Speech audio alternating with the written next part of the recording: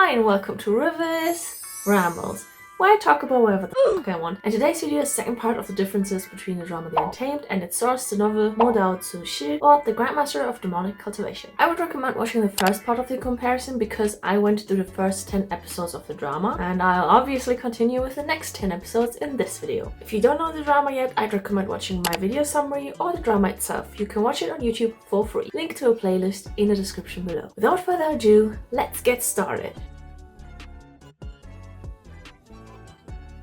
In episode 11, Meng Yao leaves Cheng He much to Nian Huisang's surprise, and Wei Ying and Zhang Cheng return to Lotus Pier. In the books, Meng Yao doesn't leave Cheng He in shame, quite the contrary. Seeing Meng Yao's potential and knowing he'd like to work for the Jing clan, Yimin wrote him a letter of recommendation, as mentioned in my last video. Whether Nian Huisang is sad about Meng Yao leaving isn't shown in the books, and since Wei Ying and Zhang Cheng never brought Xiang to Cheng He in the book, it picks up at Lotus Pier right after their stay at the Cloud Recesses. What follows in the drama is the awkward family dinner at Lotus Pier, where Madame Yu is introduced as well. In the meantime, Lan Zhan runs into Wen Chao, who still tries to get his Yin Iron Shard, while other Wen disciples, led by Wen Chao's brother Wen Shu, storm the Cloud Recesses. In the book, the awkward family dinner takes place as well, but Madame Yu herself is introduced earlier. Right before the family dinner, the boys are shooting kites for fun, and that's when she and her two closest servants are introduced. Same for Lan Zhan, since they never brought Xiang to Cheng He in the books, he doesn't run into Wen Chao on his way home. In the drama, Lan Qiren and Lan Xichen debate who leave and who stays while the Cloud Recesses is under attack. And since Lan Xichen is the sect leader, it only makes sense for him to escape and hide while Lan Qiren stays behind. Back at Lotus Pier, Zhang Cheng and Wei Ying share their concerns about the Wen clan with Zhang Fengmian, while the situation in the Cloud Recesses escalates. Just as when she was about to attack Lan Qiren, Lan Zhan comes to the rescue. The inner disciples of the Lan clan, meaning everyone with a forehead ribbon, hide in the ice cave, and when Shu threatens to kill the hostages, meaning everyone without a forehead ribbon. Scared,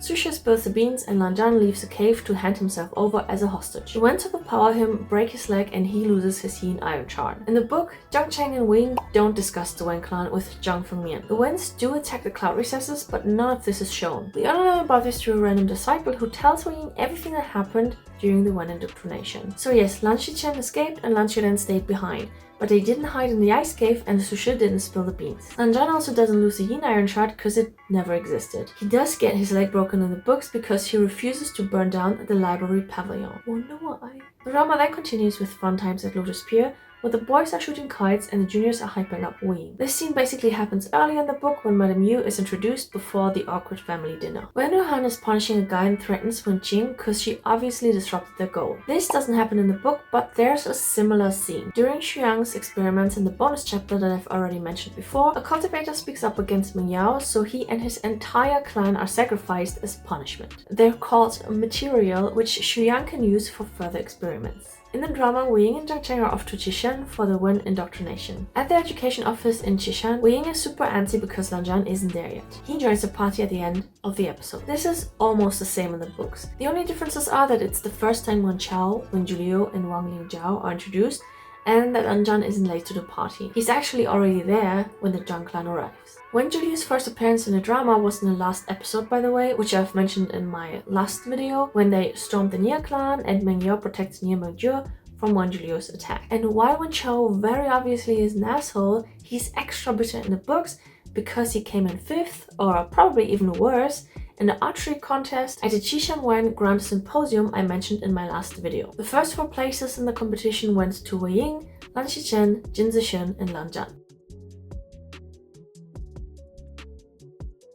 The guest disciples have to hand in their swords. They don't want to, but aren't left with much of a choice. Then they receive the quintessential records of Wen, which they're supposed to learn by heart and be able to recite at any given moment. In the book, Jin Zixuan doesn't protest when they have to hand in their swords. Instead, he talks back later when they find the cave of the Xiongwu of Slaughter. In the drama, Wen Ying helps Wen Qing concoct some medicine in the meantime, and she tells him to stay away from Wei Ying and the others. Back in their rooms, Wei Ying reads the quintessential records and both he and Zhang Cheng are thinking of their respective crushes. Wei Ying wants to talk to Lan Zhan because he's worried about him, but he's not allowed to leave his room. The next day, they're already tested and Wei Ying volunteers to recite the quintessential records. However, he accidentally recites the Lan precepts, clearly trying to impress Lan Zhan. This earns them a punishment. In the book, they also receive the quintessential records and have to learn them by heart, but sadly, Wei Ying doesn't accidentally recite the Lan clan precepts. In the drama, they have to fertilize some fields with manure, and Wei Ying takes the chance to talk to Lan Zhan, who ignores him. They're interrupted by Wen Chao, and the two boys try to protect each other. Wen Ying watches this from afar until he's caught by Wen Qing. Wen Ying is then thrown in the dungeon, which in itself isn't much of a punishment, but there's a huge dog in his cell. While Wen Ying is beaten up by the dog, Zhang Cheng and Wen Qing are searching for him. Wen Ying is the one who comes to Wen Ying's rescue. He tranquilizes the dog and gives Wen Ying medicine for his wounds. Instead of using the medicine, however, Wen Ying keeps it for Lan Zhan. Much to Wen Chao's disappointment, Wen Ying survives the night. He is released and joins the others again. Wen Chao then gives an update on which of the clans cooperated with the Wens and which didn't. In the meantime, Wen Qing reprimands Wen Ying for helping Wen Ying. The boys then all have to stand on the square in front of Wen Chao and read the quintessential records. Ni Huisang faints, which isn't really much of an indicator. It could mean they've been standing there for hours, but it could also mean they only stood there for 5 minutes. It's a good cop-out for him though. Maybe he just pretended so he doesn't have to stand around anymore. Up to this point, none of this happens in the book. In the drama, Wen Chao then receives word of bizarre events on Mushi Mountain, so he forces the guest disciples on a night hunt without their swords and without telling them what they're looking for. On the night hunt, Wang Lingjiao is introduced and Wei Ying is still concerned about Lan Zhan. The episode ends with Wei Ying offering to carry Lan Zhan. In the books, a few days pass in which Wen Chao is being an insufferable jerk. What else is new? Until they head out on the same night hunt as in the drama. During the night hunt, Wei Ying can't help but worry about Lan Zhan, noticing that something is off. But it's not until that random disciple tells him about the Gusu disaster that Wei Ying grows seriously concerned. Zhang Cheng is annoyed by Wei Ying's persistence, but Wei Ying can't help but pester Lan Zhan, even though he clearly doesn't want to talk to him. This is also where Mian Mian is introduced in the books and Lan Zhan's romantic jealousy is showing for the first time. While Wang Lingjiao was already seen by Wen Chao's side earlier in the book, she's properly introduced during the night hunt, similar to the drama. Lan Zhan won't let Wei Ying carry him, so Wei Ying asks Wen Qing for help instead. Wen Qing suggests it's time for a break, which allows Lan Zhan to rest his broken leg. In the book, Lan Zhan also refuses to be carried by Wei Ying, but instead of asking Wen Qing for help, Wei Ying just leaves him alone. While they're taking a rest by a river in the drama, Wei Ying finds a cave which was hidden behind fog and whatnot. They enter the cave and Jin Zishan finally asks what's going on. Annoyed by their questions, Wen Chao kicks Wei Ying down a slope, which could be seen as foreshadowing of Wei Ying's death, because Lan Zhan calls out after him here as well. In the book, the cave is found by a random person, not Wei Ying. It's also not hidden by fog, but by roots and stuff. Instead of speaking up inside the cave, Jin Zishan asks what's going on before they enter, which honestly makes much more sense. Instead of climbing down a slope inside the cave, they have to climb into a suspicious hole that leads into the cave. Jin Zishan is the first to climb down willingly, meaning no one's kicked down in the book. In the drama, the rest of the group follow Wei Ying by properly climbing down the slope. They search for the beast, even though they still don't know what exactly they're looking for. After a while, they arrive at a lake. When Chao grows impatient and wants to use one of the guest disciples as a human lure. Wang Lingjiao suggests Mian Mian because she's jealous of her, but Lan Zhan and Jin Zishan protect her because it's not only a crazy, but also an immoral idea. The guest disciples start fighting against the Wens, and Wei Ying quotes the quintessential records. You know, big brain only needs to read the shit once to memorize it. Wei Ying then takes Wen Chao hostage and jumps onto a seemingly inconspicuous boulder. Turns out it's the beast they were looking for, the Xunwu of slaughter. Panic and chaos ensues, and Wei Ying protects Mian Mian from Wang Lingjiao's branding iron. All of this also happens in the books. There's just a teeny tiny difference, and that is that Su She tries to snatch Mian Mian and hand her over to Wen Chao. That's basically his disgraceful act instead of spilling the beans during the Wen attack in the drama. In the drama, the Wens realize they're unable to defeat the beast and decide to retreat. They run away and block the escape route for the others. Mian Mian's crying, but Lan Zhan knows there has to be another way out. So they return to the lake and distract the beast while Zhang Cheng searches for the exit. He finds it and Wei Ying sacrifices himself so the others can escape. Unexpectedly, Lan Zhan stays behind to help him. Again, most of this happens in a book with only minor differences. For one, the Wens don't just run away and climb up the slope, but they escape on the swords. While Wei Ying and Lan Zhan distract the beast so the others can escape, Su She accidentally shoots Wei Ying with an arrow. He tried to hit the beast, but his aim was completely off. And I honestly believe Su She had the best intentions here. Before Wei Ying and Lan Zhan can escape, they protect each other from the beast, which also happens in the drama, but it's still a bit different. And since Lan Zhan can't walk, Wei Ying quickly throws him on his back before running away. He carries Lan Zhan all the way to safety. In the drama, the two hide from the beast and Wei Ying treats Lan Zhan's wound. His already broken leg was additionally mauled by the beast. Wei Ying then starts to undress himself to trick Lan Zhan into expelling the bad blood that's blocked in his chest. Unfortunately, Wei Ying lost some of Wen Ying's medicine, but he still has enough left for Lan Zhan's leg. Lan Zhan then tells Wei Ying to stop flirting with people if he's not serious about it, and also tells him all that happened at the cloud recesses. That it's burnt down, his uncle is injured, and his brother is missing. The episode ends with him falling asleep. In the books, since both have been wounded, they have to recuperate, and with nothing else to do, they talk. Or Wei Ying talks most of the time and Lan Zhan responds.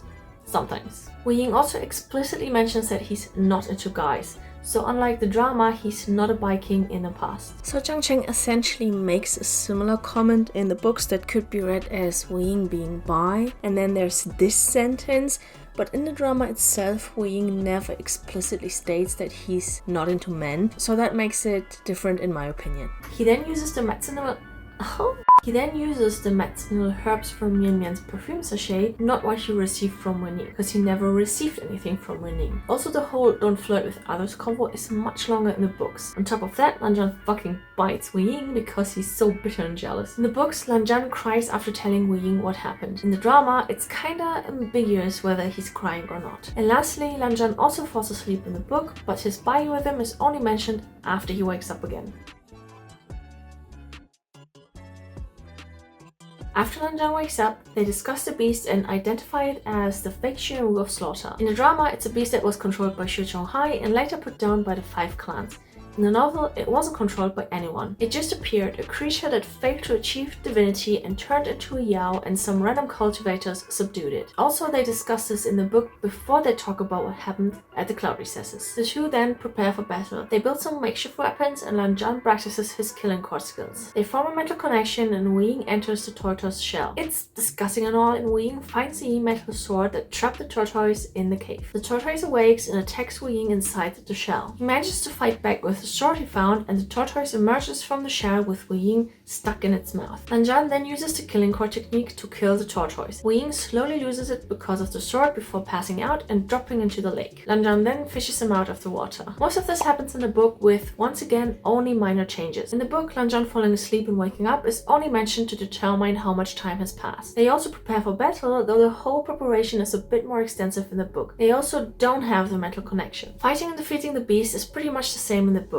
though they try to find the exit first. Realizing that the beast must be blocking it, they have no choice but to fight it. Wei Ying finds the sword and uses it to fight against the beast's head, but he doesn't fall into the lake. Instead, he ends up inside the mouth of the tortoise. Lan Zhan fishes him out of the mouth after the monster is defeated. In the drama, there's, very annoyingly, a stupid interlude with Wen Ruihan who sends Wen Chao off to find the fourth and final Yin Iron Shard. Who cares? Shit's getting serious now. This luckily doesn't happen in the books. Back in the cave, Lan Zhan tries to stabilize Wei Ying's condition, who slowly regains his consciousness. He asks Lan Zhan to sing, and he fucking does. And it's this song, the one that made me fucking lose my mind over the show. Anyways, Wei Ying asks for the name of the song and Lan Zhan tells him, basically just openly confessing his feelings, but Wei Ying passes out again before he can catch the name. In the book, they try to find the exit again before defeating the beast, only to realize that it probably collapsed when the beast thrashed about. So they have no choice but to wait for the others to rescue them. Wei Ying asks Lan Zhan for the sword, but it fell into the lake. In the drama, Wei Ying actually never let go of the sword. Wei Ying has a fever, and while Lan Zhan tries to soothe him, Wei Ying wants to lie on his lap and asks him to sing. Lan Zhan says no to the lap, though he later still lets Wei Ying sleep on it anyway, but sings for him. Same as in the drama, Wei Ying asks for the name of the song, but passes out before he catches it. In the drama, Wei Ying wakes up outside of the cave, rescued by Jiang Cheng and Jin Zishen. Lan Zhan already went back to the cloud recesses. In the book, Wei Ying doesn't wake up outside the cave, but in his bed back at Lotus Pier. It also seems that only the Zhangs came to save him, not the Jins. In the drama, the clans finally form an alliance against the Wen clan, and when Chao is informed that Wei Ying has been freed. This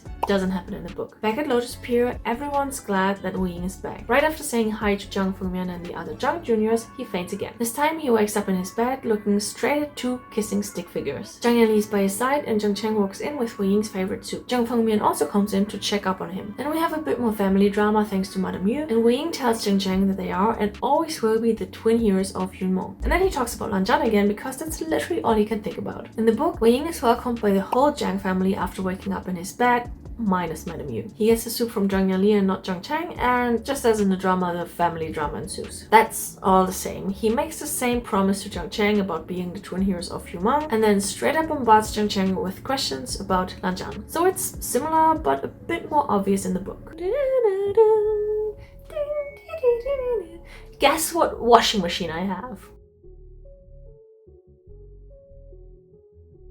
Episode 15 starts with sect leader Yao seeking help from Zhang Fengmian because the Wens attacked them. Zhang Fengmian then goes to Ling together with Zhang Yanli. Everyone's there to say bye to them, even Madame Yu comes to send them off. In the books, Zhang Fengmian isn't asked for help by sect leader Yao, and he doesn't leave for Ling with Zhang Yanli. Instead, he's simply left this morning with no specifics. After sending them off in the drama, Zhang Cheng and Wu Ying discuss various things, for example why Zhang Fengmian left them behind, and the potentially impending attack of the Wens. In the meantime, Wen Ruohan is still searching for Xu Yang, who escaped when the Wens attacked the Niers, and slowly starts to lose control of the Yin Iron. He also talks to Wen Shao about the fake Xiongnu and gives him approval to destroy the Zhang clan. This doesn't happen in the books. At Lotus Pier, the Zhang disciples are once again shooting kites, and Wu Ying is bored because he's not allowed to leave their home as punishment from Madame Yu. When Liu Shidi leaves to fetch the kites, he's caught by Wang Lingzhao, who complains about the kite looking like the sun. In the book, the boys are also shooting kites because Wu Ying isn't allowed to leave. Wang Lingzhao finds the kite, but this happens off-page. The Zhang disciples report to Zhang Cheng and Wu Ying about Wang Lingzhao, and Madame Yu butts in. Wang Lingzhao arrives at the training field and confronts Madame Yu. She wants Madame Yu to punish Wu Ying, so Madame Yu whips him with Zidian. But that's not enough. Wang Lingzhao wants her to cut off his right hand. Whether Madame Yu was willing to do it or just bluffing remains a mystery, because Wang Lingzhao can't shut up and proudly declares that Lotus Pier will be the Wen's supervisory office in Yumeng. This triggers Madame Yu, who promptly slaps her and beats down the Wen guards. Wang Lingzhao then calls for Wen Juliu, and a fight ensues. Wang Lingzhao escapes the chaos and fires off a similar flare to call for backup. While Madame Yu's twin servants fight against Wen Juliu, Madame Yu grabs Zhang Cheng and Wu Ying to send them away. That's pretty much all the same in the books. In the drama, the boys run into Zhang Fengmian and Zhang Yanli on the river. They tell them what happened, and Zhang Fengmian pushes Zhang Yanli onto the boys' boat as well and sends the three of them away while he himself returns to Lotus Pier to help Madame Yu. The episode ends with the two boats going separate ways. In the book, the two boys bump into Zhang Fengmian as well, but Zhang Yanli isn't on the boat with him because she never left with him. She's with her family in Meishan. After hearing what happened, Zhang Fengmian pushes the boys back on the boat and sends them away while he himself returns to Lotus Pier. So once again, not that many differences here.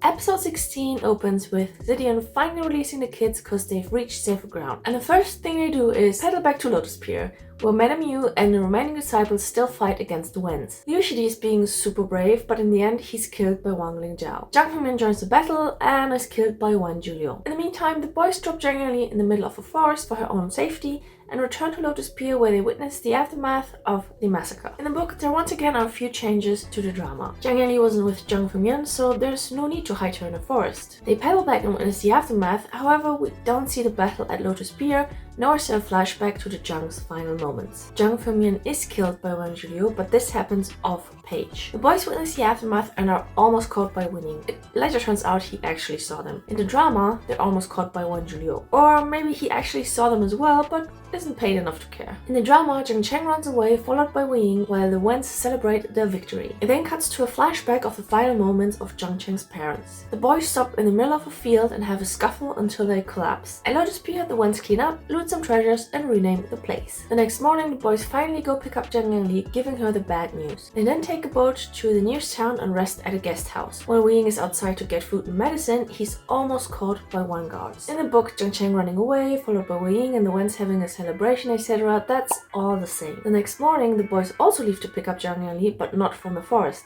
As I mentioned earlier, she's with her family in Meishan. So on their way to Meishan, they stop at the nearest town to get food and medicine, but they don't stay at a guest house. Zhang Cheng is supposed to sit and wait for Wu Ying, who left to buy food. What we don't know at this point in the book is that Wu Ying almost was caught by Wen guards. We learn about this at the very end when Zhang Cheng remembers the moment. He never tells Wu Ying that he protected him by essentially sacrificing himself. When Wu Ying returns to the guest house in the drama, Zhang Cheng is gone. He asks Zhang Yanli to stay with their grandma Liu and rushes back to Lotus Pier, hoping to find Zhang Cheng. At Lotus Pier, Wu Ying runs into Wen Ying and threatens him because it takes him a moment to recognize him. But when Wen Ying offers to help, Wu Ying doesn't have much of a choice but to accept it. In the books, Wu Ying also rushes back to Lotus Pier after Jiang Cheng disappeared, but takes a short break to eat very essential information. Makes it more immersive. When he runs into Wen Ying at Lotus Pier, that's the first time Wen Ying is introduced in the books. It also takes Wu Ying a moment to remember him from the Grand Symposium in Qishan, which I already mentioned in my first video. In the drama, the Wens have a victory banquet at Lotus Pier and Wen Ying drugs the wine to knock them out. Wen Jiuliu notices this, but he's once again not paid enough to care. And honestly, I love him for that. The episode ends with Wu Ying hiding on a boat in the shadows, anxiously waiting for Wen Ying to return. The victory banquet doesn't happen in the books, but Wen Ying helps Wu Ying nonetheless. However, Wu Ying isn't waiting on a boat, he just waits outside and later carries Jiang Cheng to a boat.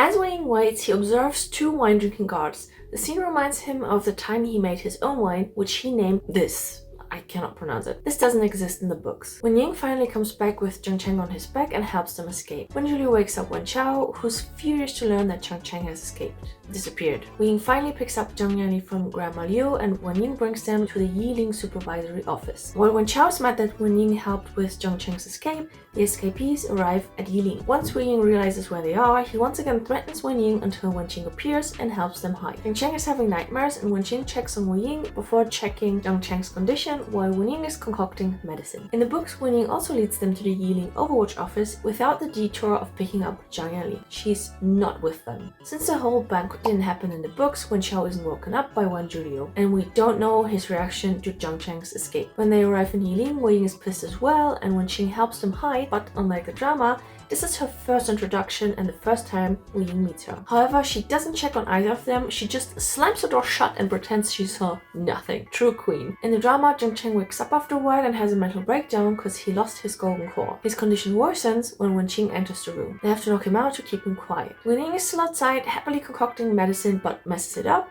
and Wen Qing reminds him of the principle. In the book, Jiang Cheng also has nightmares, and when he wakes up, he reveals he's lost his spiritual powers. He has a mental breakdown which gets worse when Wen Ying enters instead of Wen Qing. Yet, she still returns in the book only to knock Jiang Cheng out to keep him quiet. She then scolds Wen Ying and reminds him of their principle in front of Wu Ying, not outside. In the drama, Wu Ying is looking for a way to restore Jiang Cheng's core, and Wen Qing brings him food. In the meantime, Zhang Yanli is taking care of the unconscious Jiang Cheng. Wu Ying and Zhang Yanli worry about each other, and Wu Ying blames their entire misfortune on himself. Wen Qing helps looking for a way to restore Jiang Cheng's core. This time, it's Wu Ying who brings her food and joins her in the research. Then there's a montage to skip some time to the point where Wu Ying finds the solution. However, Wen Qing is reluctant to help with that solution. Wen Ying witnesses their heated discussion and together with Wu Ying, pleads with Wen Qing to help him. This is also where the episode ends. In the book, Wu Ying is grateful for their help, but already leaves the supervisory office 3 days later with the unconscious Jiang Cheng. Since Zhang Yanli isn't with them, she naturally also isn't there to take care of Jiang Cheng or worry about Wu Ying. When Jiang Cheng wakes up again, Wu Ying tells him he's found a way to restore his golden core. So unlike the drama, they don't stay with the Wens and the whole research process happens off-page.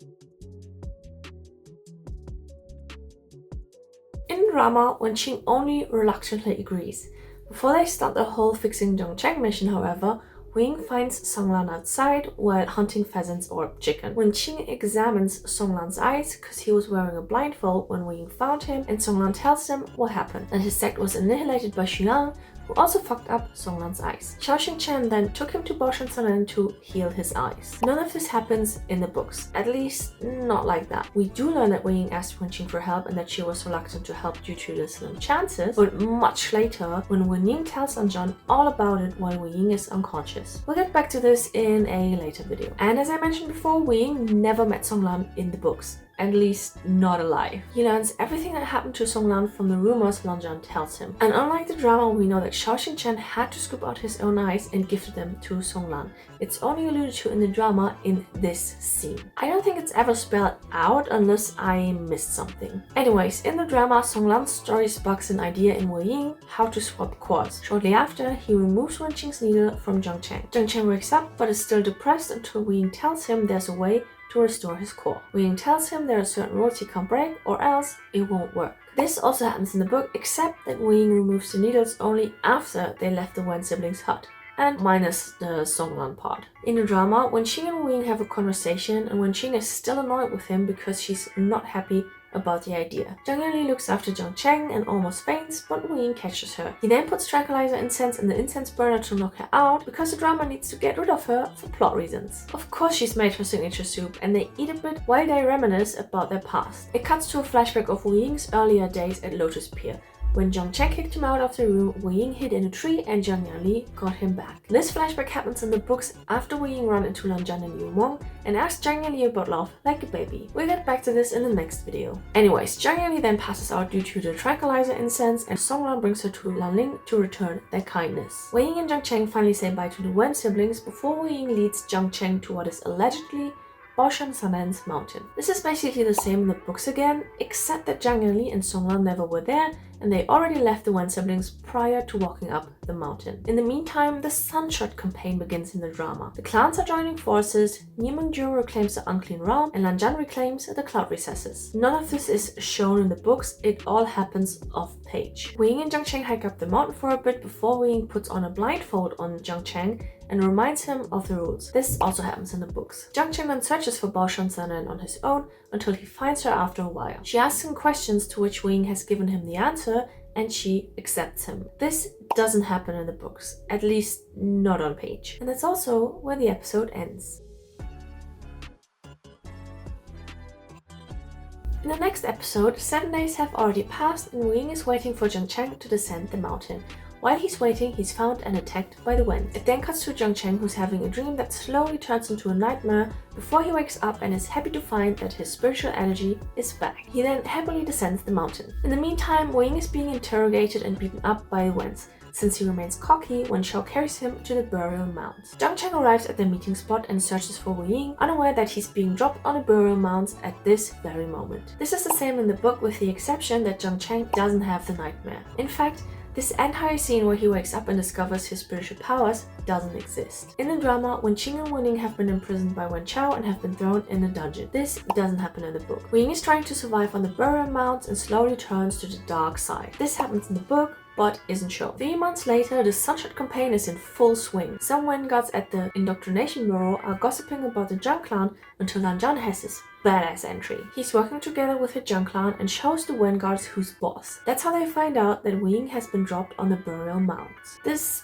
doesn't really happen in the book, it's just mentioned in passing that Lan Zhan and Jiang Cheng are working together. In the drama, there's a shortish intermission with Wang Lingjiao and Wen Chao. Wang Lingjiao is having nightmares, but Wen Chao dismisses her. When he leaves the room, Wang Lingjiao reads a letter he left behind, which is a report about the Sunshot campaign. In the book, Wang Lingjiao also has nightmares and Wen Chao is equally fed up with her. However, she's the one leaving the room before she reads the letter she secretly took with her. After reading it, she plans on running away. In the drama, we're back with Lan Zhan and Jiang Cheng, who are both missing Wu Ying dearly. They reclaim their swords from the Indoctrination Bureau before moving on to Qing. This is also only mentioned in passing in the books with the addition that they're traveling on their swords. The Jins have gathered at the gates of the Unclean Realm, which is decorated with Wen Chu's hanging head. While that's already a very nice picture, we're actually shown in the books how Nie Mingzhu beheaded Wen Chu. Zhang Yanli also arrives at Qing and she has an awkward moment with Jin Zishan before Jiang Cheng and Lan Zhan arrive moments later. Jiang Cheng and Zhang Yanli have an emotional reunion while Lan Zhan gives Jin Zishan his sword back. The news about Wu Ying being missing spreads. The main clans are strategizing and discussing their next steps.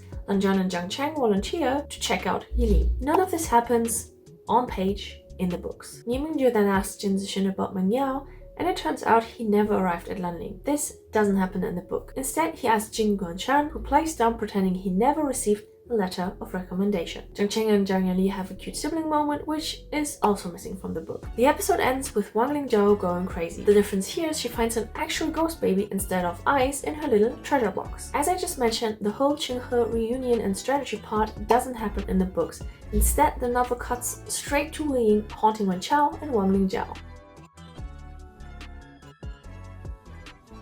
When Chao is drunk and annoyed by Wang Lingjiao, who creepily approaches him while Wu Ying, whose back bitches, is playing his flute on a roof. This doesn't happen in the book. The real Wang Lingjiao is still in her room and being haunted until she hangs herself. After a shot of dark Wu Ying who stops playing his flute, Wang Lingjiao's hanging body is shown. Wen Chao is scared witless by the other Wang Lingjiao and is saved by Wan Zhuliu, while Wu Ying just looms in the distance. This is also different in the book because it's the real Wang Lingjiao that creepily approaches Wen Chao, and instead of hanging herself, she shoves the leg of a stool down her throat. Jiang Cheng and Lan Zhan arrive at the supervisory office in Yiling, but someone else already took care of the wounds there. The entire place is plastered with strange, evil talismans. Jiang Cheng frees Wen Qing from the dungeon and leaves a comb he bought for her. He then continues his journey with Lan Zhan, the next stop being Qishan. The drama then cuts back to the dungeon, which is empty now. Wen Qing as well as the comb are gone. The first part is the same in the book. The second part doesn't happen. Wen Chao doesn't know it was the Wen siblings who helped Jiang Cheng. So Wen Qing was never in the dungeon and Jiang Cheng didn't need to free her. He also never gave her a comb in the books. But just like the drama, Jiang Cheng and Lan Zhan also move on to Qishan. Jiang Cheng and Lan Zhan find more Wen corpses along the way and arrive at a guest house in Yumong, in which Wen Chao and Wen Zhuliu are taking a break. Wen Zhuliu treats Wen Chao's wounds, which Jiang Cheng and Lan Zhan are observing from the roof. This is pretty much the same in the book with a minor difference. In the book, they're at a post station instead of a guest house. And there's an additional scene where Wen Chao refuses to eat a meat bun because he's afraid it contains his own meat, which seems to have happened before. Wu Ying has been hunting and torturing him for a while now. Wen Chao lashes out at Wen Zhuliu and immediately regrets it. Shortly after, Wu Ying enters the building and Jiang Cheng and Lan Zhan are shocked to see him. Wen Zhuliu sadly tries to protect Wen Chao from Wu Ying, who summoned a ghost lady that attacks them. When Wen Zhuliu sees an opening and is about to attack Wu Ying, Jiang Cheng and Lan Zhan break through the roof to help him, and Jiang Cheng kills Wen Zhuliu. Wen Chao is passed out in a corner while the other three have an awkward reunion. Jiang Cheng hugs Wu Ying, which at this point Lan Zhan can only dream of, and boy do we know what he dreams of. But more on that in a later video. Jiang Cheng then bombards Wu Ying with questions which he doesn't want to answer in front of Lan Zhan. Wu Ying and Lan Zhan have a small dispute because Lan Zhan isn't able to open his mouth and communicate properly, creating a huge misunderstanding. The poor boy is just trying to help, but Wu Ying thinks Lan Zhan is condemning him for the path he's chosen. This is pretty much the same in the book. The only or biggest difference here is that Wu Ying summons more than one ghost, and the ghosts make the reunion even more awkward. In the drama, Wen Chao interrupts the argument, begging for forgiveness. Wu Ying sends Lan Zhan away before killing Wen Chao. Even though Lan Zhan is outside, he can still hear the scream and is deeply unhappy. Again, mostly the same in the book, the only difference being that Wen Chao doesn't beg for his life, but instead just drools away after regaining his consciousness. In the drama, Wu Ying and Jiang Cheng first stop by at Lotus Pier to pay their respects to Jiang Cheng's dead parents before heading to Qinghe, where Zhang Yanli is taking care of the wounded. The episode ends with Wu Ying finally reuniting with Zhang Yanli. None of this happens in the books. Zhang Yanli also never treated the wounded during the Sunshot campaign because her cultivation is so weak. Instead, she cooked for them. If this reunion isn't the perfect end for this video, then I don't know what is. If you watched it to the end, thank you very much. Hope you enjoyed it. Are there any differences I missed so far? I certainly hope not, because I put a lot of work into this, but I'm only human after all, so if I did, let me know in the comments below. If listening to random people talking about random stuff on the internet appeals to you, leave a like and subscribe. And if you have any topics you'd like to hear me ramble about, leave your suggestions in the comments below. Thanks so much for watching and stay tuned for the next one. Bye!